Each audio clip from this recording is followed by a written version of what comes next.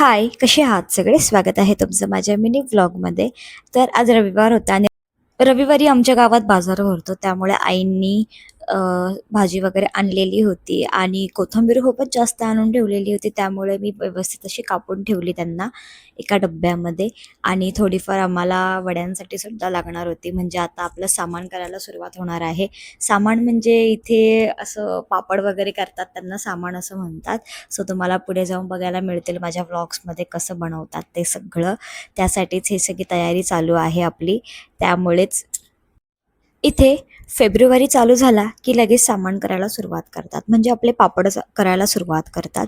आमच्या इथे तर गुढीपाडव्याच्या नंतर सुरू करतात, म्हणजे कडक उन्हाळा सुरू होतो तेव्हाच करतात. पण इथे लवकरच सुरुवात करतात, म्हणजे पटापट आवरून घेतात आणि नंतर शेताचे कामं करायला सुरुवात करतात. म्हणजे इकडचं रुटीन असंच असतं.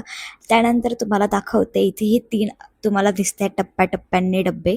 सो त्यामध्ये सगळ्या प्रकारच्या डाळी ठेवलेल्या आहेत आईंनी आणि बाजूलाच गहू आणलेले आहेत. त्याचे पापड वगैरे करायचे आहेत आणि इथे सगळं पावडर करून ठेवलेली होती. त्यानंतर मी स्वयंपाकाची तयारी करायला सुरुवात केली. म्हणजे आज करायची होती फ्लावर बटाट्याची भाजी. सो इंडक्शनवरती कुकर लावून दिला. त्यानंतर बाकीचे कामं वगैरे आवरून घेतले होते. तेवढ्यात शिजवून घेतलेलं होतं आणि ते खूप मोठे-मोठे होते आणि त्याचा एकदम त्यांना मॅश करायचं होतं. त्यानंतर मस्त कांदा वगैरे कापून, टमाटर, ठेचलेला लसूण आणि त्यानंतर आपले जे घरातले मसाले वगैरे असतात ते ॲड करून घेतले.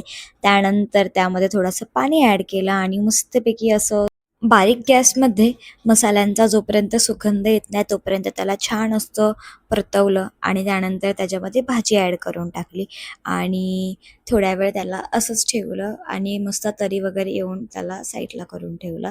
त्यानंतर चपाती वगैरे करून घेतलेली होती. म्हणजे पटापट पटापट असा स्वयंपाक मी करून घेते एकटी असेल तर. त्यानंतर लिंबू वगैरे टाकायचा भाजीमध्ये, त्याशिवाय त्याला टेस्ट नाहीत. म्हणजे लिंबू आणि कोथिंबीर तर पाहिजेलच, त्याशिवाय टेस्ट नसतोच भाजीला. खूपच मस्त अशी लागते, एकदा ट्राय करून बघा. त्यानंतर साईडला परत भाताचा कुकर लावून दिलेला होता. त्यानंतर आईंचे खूप पाय वगैरे दुखत होते, कारण ते दिवसभर पापड करत होते, त्यामुळे त्यांचे पाय वगैरे दाबून दिले. सो भेटूया पुढच्या ब्लॉगमध्ये. बाय.